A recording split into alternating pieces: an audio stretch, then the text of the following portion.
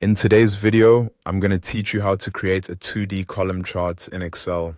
We'll start by opening Excel and going into the workbook where you want to build your chart.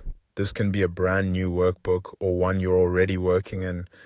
The important thing is that your worksheet is ready for the data you want to visualize.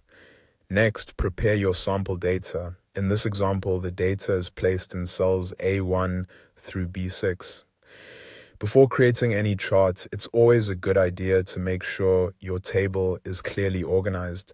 Typically, that means one column contains your category labels and the other contains the values you want to compare. Keeping the data neat and complete helps Excel create the chart correctly the first time.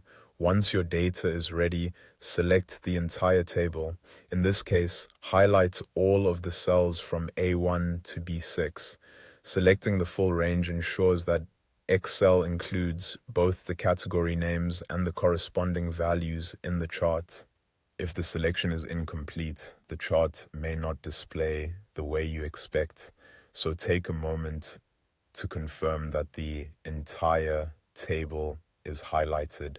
After that, go to the Insert tab at the top of Excel.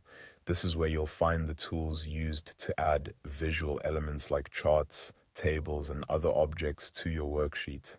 In the Charts group, click Insert Column or Bar Chart. A drop-down menu will appear with several chart styles to choose from. Under the 2D column section, select Clustered Column. As soon as you click it, Excel will automatically create a 2D column chart based on the data you selected.